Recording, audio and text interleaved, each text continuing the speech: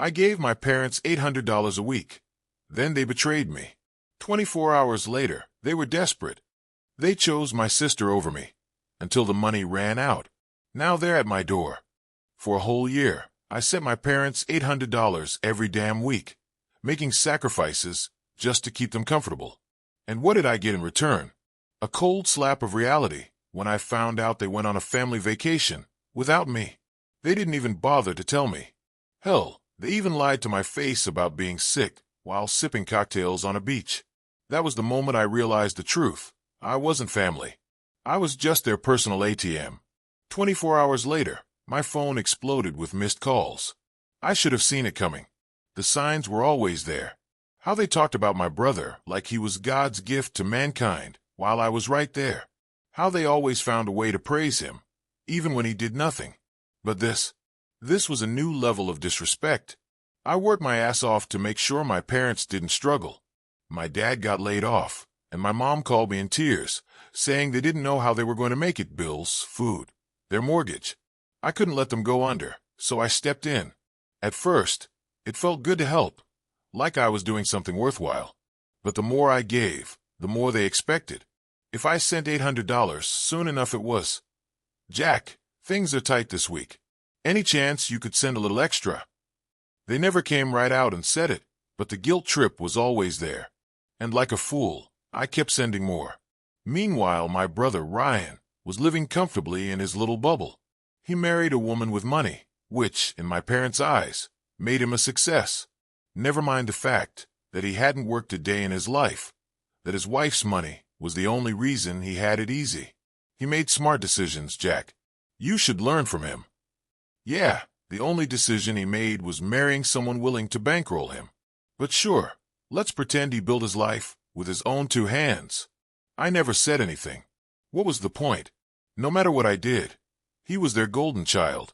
I figure as long as they were doing well, I could swallow my pride. Then last week happened. 3 days before, I invited them over for a cookout. Nothing crazy, just some steaks, a few drinks, a nice evening out. My treat. They immediately turned me down. My mom said they weren't feeling well. Are you sure? I can bring you some food. I offered. No, don't stop by. But if you could maybe help us out with some medicine. Things have been a little tight this week. I didn't even think twice. I sent them $300 right away. Thank you, honey. We'll pay you back as soon as we can. That was 3 days ago. Then my neighbor, Mr. Jenkins, called. He's an older guy, always been kind. We talk from time to time, mostly small talk. But this time, he mentioned something that made my stomach turn. Just wanted to let you know I checked on your folks' house and fed their fish while they were gone. I frowned. Gone? Where? Oh, their trip. They should be back soon. They left 6 days ago. 6 days. I couldn't speak for a second. My mind was racing. Who were they with? Oh, Ryan and his wife. Looked like a nice family outing. I don't remember how I ended the call. I just sat there, staring at the wall, trying to process it. My parents, the same people who called me crying about bills, who asked me for money every other week, had gone on vacation with Ryan and never told me. Not only that, but 3 days ago, while already on vacation, they had lied to my face, told me they were sick, refused to see me, asked me for money. I sat there, feeling like the biggest idiot in the world. That night, I lay awake, staring at the ceiling, thinking about every time they'd asked me for help. Every time I'd stressed about my own bills, to make sure they were okay. Every time they had made me feel like I had to support them, while they sat there putting Ryan on a pedestal. The next day, they came home, and I decided to confront them. I didn't go to their house right away. I needed time to cool down. If I had shown up the second I found out, I might have said something I couldn't take back. But after a night of tossing and turning, I knew I couldn't let it go. So I drove over the next evening. Their car was in the driveway, still covered in dust from the drive back. The porch light was on.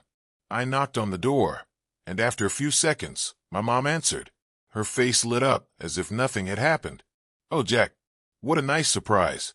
We were just sitting down to dinner. I stepped inside. The house was spotless, like they had done a deep clean before they left. Fresh flowers on the table. A half-empty suitcase by the stairs.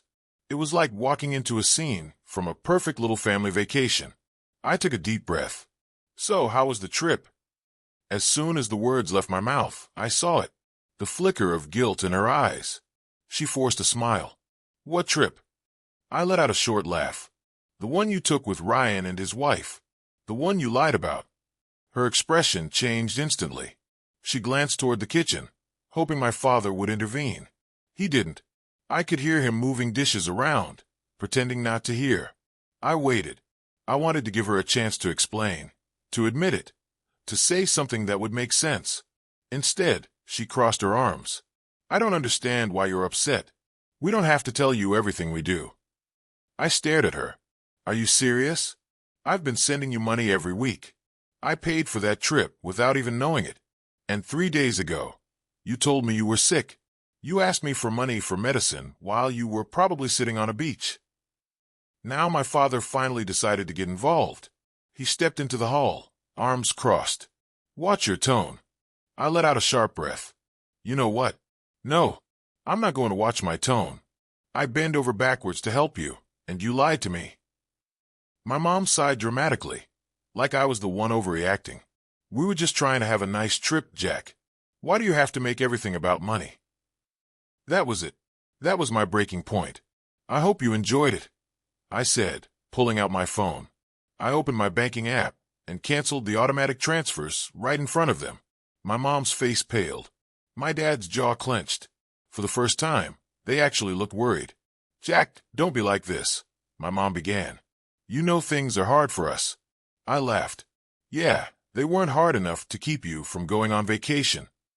I turned toward the door, but before I could leave, my dad said something that stopped me cold. "You're just jealous we didn't invite you." I turned around. "Excuse me."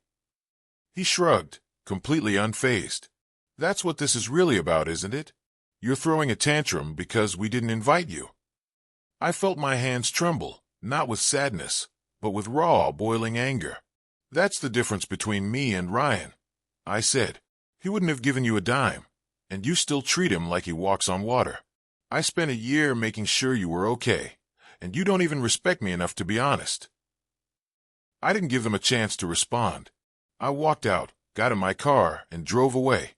And for the first time in my life, I felt free. The morning after cutting them off, my phone wouldn't stop buzzing. Missed calls, voicemails, texts. I ignored them all. My parents weren't sorry. They were panicking. They lost their cash cow, and now they were scrambling. I wasn't about to play into their little guilt game. By noon, there was a knock at the door. A loud, impatient one. Anna, my girlfriend, shot me a look from the couch. "Tell me you didn't invite them." I shook my head. "Nope." Then I heard her voice. "Jack, I know you're in there. Open the damn door." I sighed. "Laura." When I opened it, there she stood, my golden child of a sibling, dressed like she had just come from brunch with the Kardashians. Sunglasses perched on her head, designer purse on her shoulder, fake sympathy all over her face. And behind her, my parents, standing there like lost puppies. I stepped forward, just enough to block them from walking in. "What do you want?" Laura scoffed. "Are you seriously punishing Mom and Dad over a vacation?" I laughed, a dry, bitter sound. "Punishing them? No, Laura. I'm just done letting them use me." She rolled her eyes. "Oh, please. Nobody forced you to send them money." I clenched my jaw. "No, they just manipulated me. Guilt-tripped me. Lied to me. Hell, they were sitting on a beach when they told me they were sick and begged for money." My mom finally spoke up. "That's not fair, Jack. We struggled." I raised an eyebrow. "Struggled? You mean while you were sipping margaritas and making sandcastles?" That shut her up real quick. Laura sighed dramatically, adjusting her sunglasses. "Look, just turn the payments back on, and let's all move past this." I almost laughed in her face. "You think I'm just going to roll over and keep paying? No, Laura. You pay for them." My dad, who had been silent until now, suddenly stepped forward. "We don't want your money." I crossed my arms. "Good, because you're not getting it." Laura let out a bitter laugh. "Wow, so you're just going to abandon them now?" Anna, who had been listening from the couch, finally stood up and walked over. "Abandon them," she said, arms crossed. "You mean like they abandoned Jack? Used him? Lied to him?" Laura turned to Anna, her face full of disdain. "Oh, great, your opinion." And that's when it happened. Before anyone could react, Anna grabbed a fistful of Laura's perfect salon-styled hair and yanked her forward, so close their noses nearly touched. Her voice was eerily calm. "Listen to me carefully. You and your parents are never coming back here. Jack is done with you. And so am I." Laura shrieked, slapping at Anna's hands until she finally let go. She stumbled back, looking completely outraged. "You're crazy." Anna grinned. "Try me." For the first time in her life, Laura actually looked nervous. She turned back to our parents, expecting them to do something. But they just stood there, silent. I think they finally realized they had lost. Laura huffed, straightened her outfit, and gave me one last glare. "You'll regret this." I just smiled. Not a chance. And with that, she stormed off, our parents trailing behind her. As soon as the door slammed shut, I turned to Anna. She shrugged. "What? She deserved it." I laughed for the first time in days. "Remind me never to piss you off." That was the last time I sent my parents a dime. If Laura was so perfect, she could take care of them now. 3 days passed, and I didn't hear a peep from my parents or Laura. It was eerie, like the calm before a storm. And sure enough, the storm arrived, loud, aggressive, and knocking on my front door at 8 a.m. Anna groaned, pulling a pillow over her head. "If that's Laura again, I swear." I rolled out of bed, already knowing who it was. I opened the door, and there she stood. But this time, she wasn't alone. Dan, her husband, loomed behind her. A big guy, built like he spent more time at the gym than at work. His arms were crossed, his jaw tight, and his eyes locked onto me with barely concealed rage. Laura pushed past me without an invitation. Dan followed. "Are you out of your mind?" Laura snapped, spinning on her heels. "You let your little girlfriend put her hands on me?" Anna, now standing in the hallway, leaned against the doorframe, unimpressed. "You ran your mouth in my house, sweetheart. Actions have consequences." Dan took a step forward. "Maybe you need to learn some respect." And that's when I saw red. Before I knew it, my fist had already connected with his jaw. He stumbled back, caught off guard, but I wasn't done. Every ounce of frustration, betrayal, and built-up rage came pouring out in a flurry of punches. Dan tried to fight back, but he was too slow, too cocky, and completely unprepared for the fury I unleashed.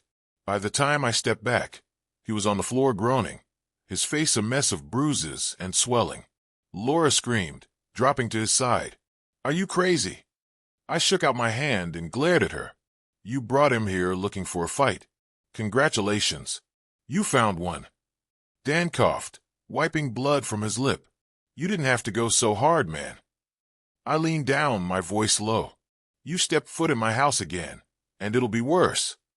Laura helped him to his feet, her face twisted in fury. "You just started a war, Jack." I smirked.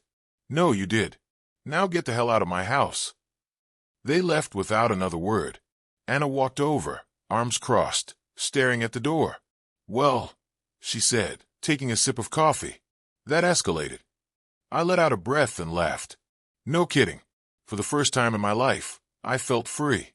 No guilt, no obligations. No playing the role of the forgotten son while my brother was treated like royalty. I was done. And if Laura and Dan wanted a war, they were going to lose. A week passed, and I thought the storm had finally died down. No calls, no surprise visits, no passive-aggressive texts from my mother. It was almost too quiet, and in my gut, I knew something was coming. Then, late one night, a message popped up on my phone. A number I didn't recognize. "Jack, it's Dad. Call me. It's important." I stared at the screen, debating whether to ignore it, but curiosity won out. I dialed. "Jack, listen," my father said the moment he picked up. "We need to talk." I sighed. "If this is about money." "It's not about money." He cut me off, his voice lower than usual. "It's about Laura." That got my attention. "What about her?" He hesitated. "She's getting a divorce." Dan kicked her out. She's back here with us. I almost dropped my phone. Wait, what? She has nowhere else to go, Jack, my father said with that same fake sympathy they always used when they needed something. And, well, she wants to talk to you. I let out a laugh. Not my problem. I hung up. The next morning, I was in the garage working on my car when Anna stepped outside, her phone in hand.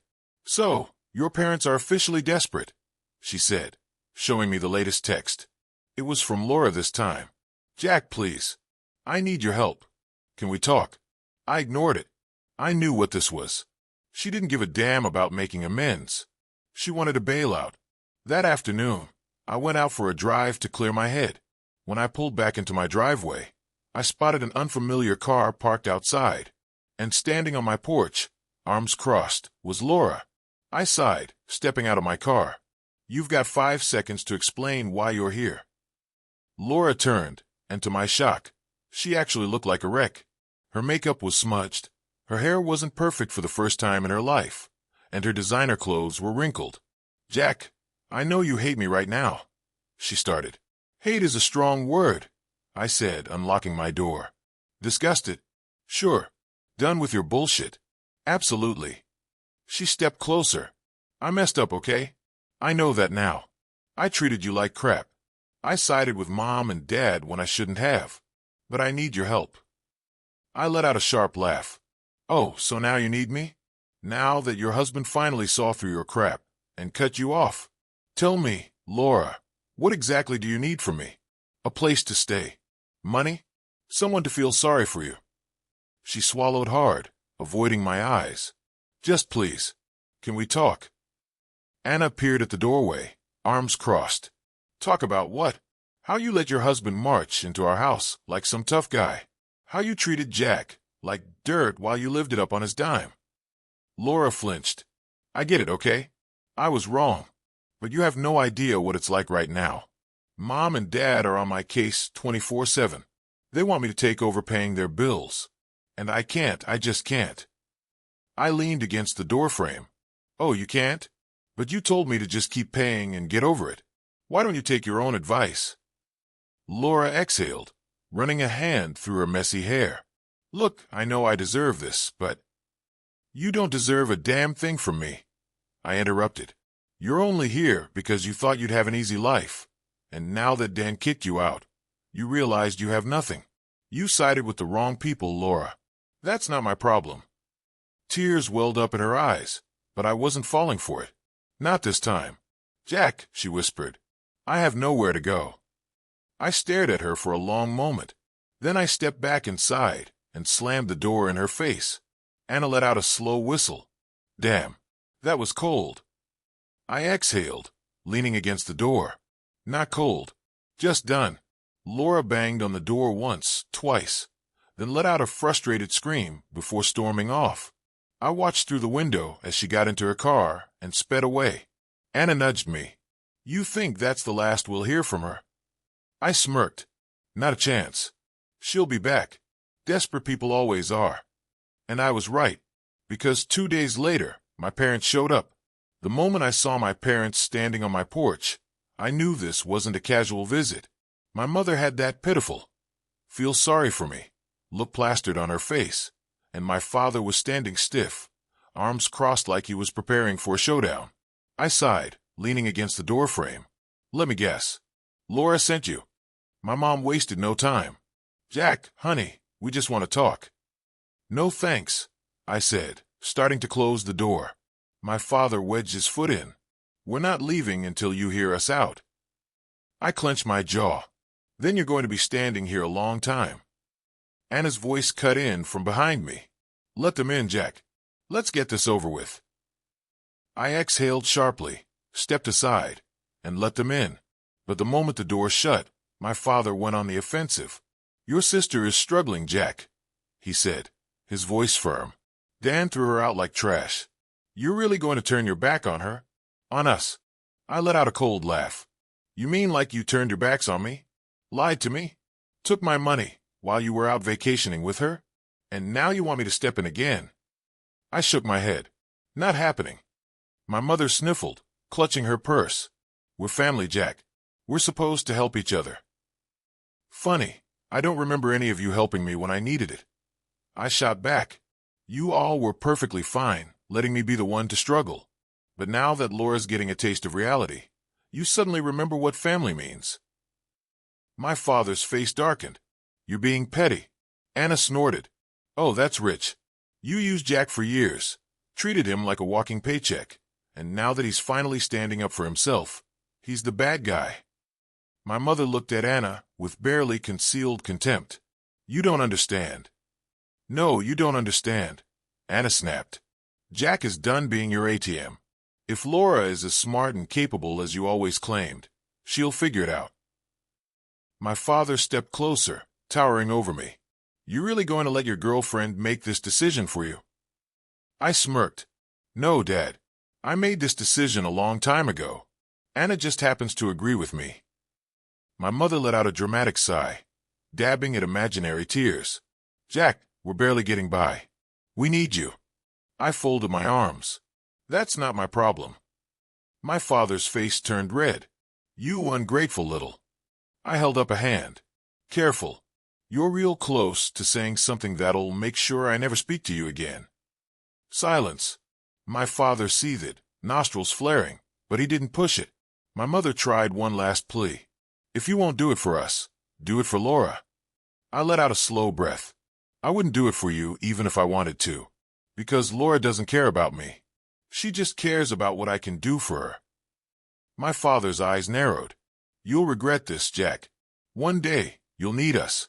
And when you do, don't expect us to be there. I grinned. That's the difference between us, Dad. I don't need you. I never did. I opened the door.